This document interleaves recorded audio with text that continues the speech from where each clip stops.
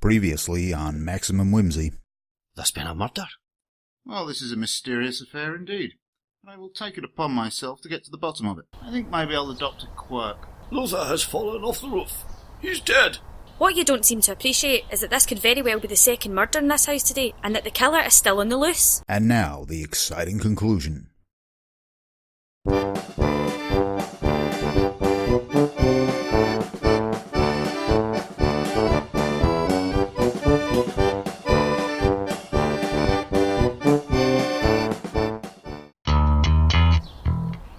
Okay, so I suppose it's up to me to use my superior intellect to figure this out.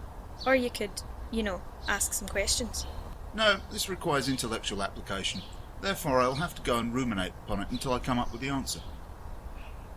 As I was saying, questions. For instance, Brigadier, why did you hire Luther? It was Mrs. Smith that recommended him. Apparently she knew his wife. Well, that makes sense.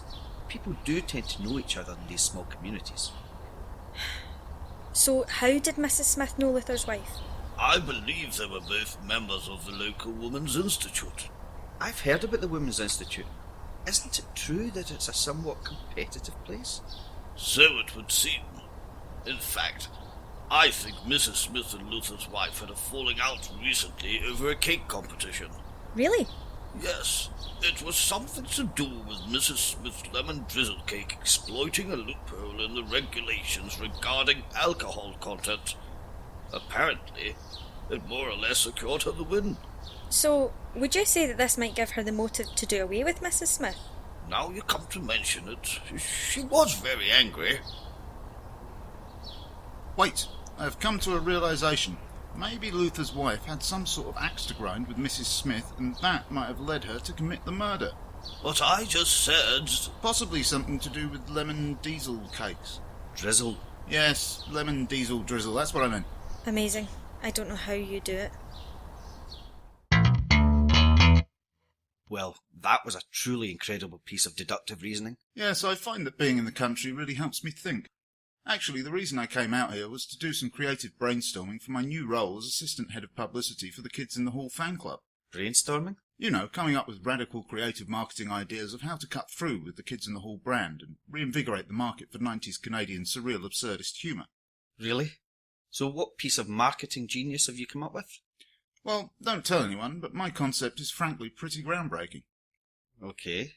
So, let's accept that there are certain written works that exist in the world that have inspired respect and devotion down the centuries. The Bible, the Quran, the Zongzi. The what?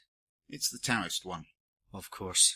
Anyway, I believe that the works of the Kids in the Hall deserve similar reverence, and so I will spread the word of their good works via the YouTube. Well, this all makes perfect sense so far. I will tell the viewers of the different characters of the Kids in the Hall canon via readings of character descriptions from their Wikipedia entry. And lo, the viewers will become enriched by their teachings and go out into the world and evangelise for them, and also maybe buy some merchandise and that sort of thing. Uh-huh. Well, it's a unique idea, I'll give you that. But you do realise that all those other religious texts are, in general, repositories of ethics and wisdom handed down the centuries, whereas the Kids in the Hall have Cabbage Head? The man who uses the fact that he's cabbage instead of hair as a means of garnering sympathy from, and therefore romantic liaisons with, attractive women? Well, obviously that's the literal interpretation, but I would go for a more theological and ecumenical approach. You don't actually know what those things mean, do you? Details, details. I will illustrate to you the error of your small-minded ways with the following character description/parable. Mr. Heavyfoot. David Foley is an apparently French man who, for reasons that are never explained, has extremely heavy feet. The Heavyfoot sketches, which were short and contained no dialogue, usually dealt with the extreme difficulty his condition presented for him in everyday situations, such as putting on pants and walking around, or taking a year to complete a marathon. See, I can tell you're deeply moved. What are you two doing? I think I can safely say that I have no idea. Well, whatever it is, you can stop doing it right now. The gardener wants to talk to us. So, Percy, finally cracked, have you? What, sir? You're going to admit to the murders? No, sir. Oh well, looks like we're wasting our time here. What did you want to tell us, Percy? I thought you might be interested to know that I found the household account book the other day, and it showed the Brigadier is in a lot of financial trouble. Interesting. He owes the staff a lot of back pay. So he might have done away with Mrs. Smith and Luther to avoid having to pay up. It all makes sense. Wait a minute, Percy. I don't mean to be offensive, but how can you, as a gardener and general country bumpkin stereotype, understand these accounts? Well, I wasn't always a gardener. I used to work on the futures desk at Lehman Brothers. But when it collapsed and the global financial crisis hit, I had to look for alternative employment.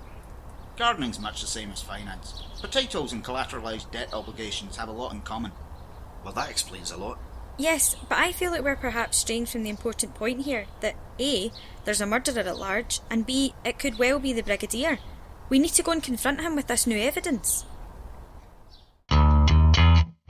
So, Brigadier, what would you say if I told you that we know about your scheme of paying off your debts with money that you should have been using for the staff's wages? Wait a minute. I'm the detective, you're the sidekick. I'll ask the questions around here. Fine, go on then. Okay, so Brigadier, wages and debts and stuff, It's all true. I should have kept up to date with the wages, but you have no idea how hard it is to run these old houses. Hard enough that you would even consider, what was it he was supposed to have done? Littering or speeding or something? Murder? Oh yes, that's the one. Hard enough that you would even consider murder? I would never do such a thing. Besides, I thought you decided that Luther's wife had murdered Mrs. Smith. Well, it seems that you hadn't paid Luther for months. Surely it was easier just to get rid of him than pay up. Nonsense. Roofs are dangerous places, especially on these old buildings. Who knows what might have caused him to fall? That roof was perfectly safe when I was up there the other day. What?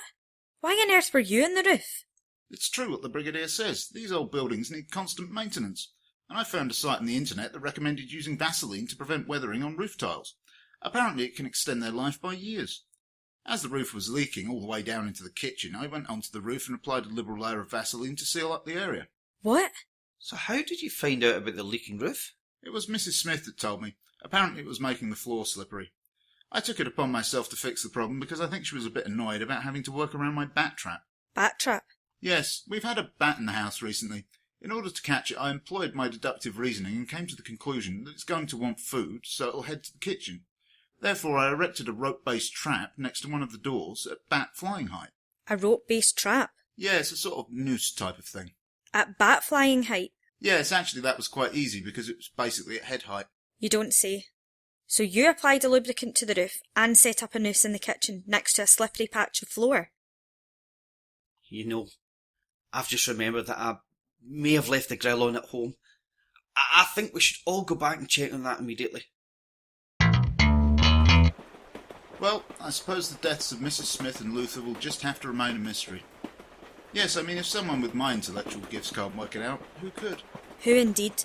Just promise me that you'll stay away from roof maintenance and bat trapping in future. Well, that's just the sort of defeatist attitude I've come to expect from you. I, on the other hand, learn from my mistakes. Why do I not feel entirely comforted by that? Take the bat trapping, for instance.